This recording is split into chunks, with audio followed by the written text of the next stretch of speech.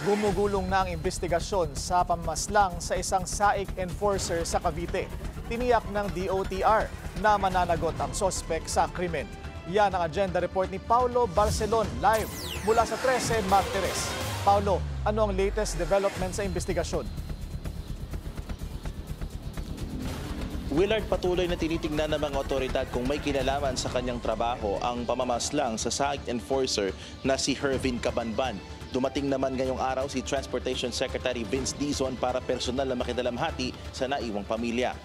Nakamburol ngayon dito sa 13 Martires City ang labi ng pinaslang na SAIC officer at ayon sa Cavite Police Provincial Office, pasado alas 2 ng madaling araw noong Sabado nang mangyari ang pagpaslang kay Cabanban sa kanyang bahay mismo sa barangay Pasong Kawayan 2. Paggising daw ng kapitbahay ng biktima, nakita na lamang nilang bukas ang bahay nito at dito na tumambad ang biktimang tadtad ng bala sa mukha.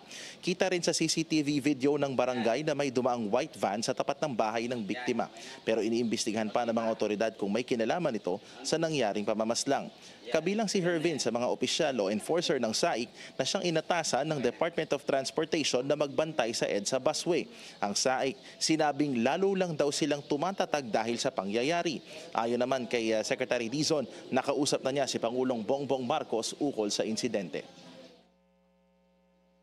Sabi niya, leave no stone unturned. We have to find out who's responsible and bring them to justice.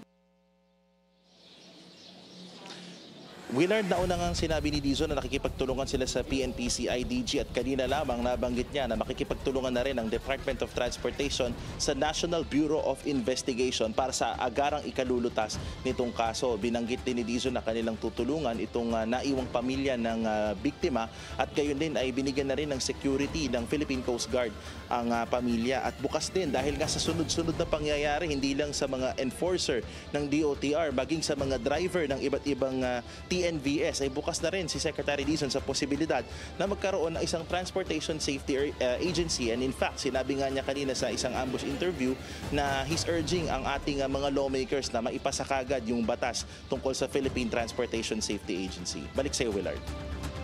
Paulo, as far as you know, ano ang work history ni Ginoong Cabanban? Meron ba siyang mga naarestong mga high-profile violators doon sa EDSA busway? Magandang tanong yan, Willard. So far, wala pang publicly nilalabas na information tungkol dito sa work history nito ni Mr. Cabanban. Pero isa yan sa mga iniimbestigahan ngayon ng mga otoridad, ng DOTR at maging ng police. Pero ang one thing is for sure, no, isa siya sa mga tumutulong talaga to help make sure na yung mga motorista ay nakakadaan ng maayos within EDSA at nasusunod nga yung mga regulasyon sa EDSA busway, Willard. Okay, maraming salamat sa iyo, Paulo Barcelon, live mula sa 13 Martires.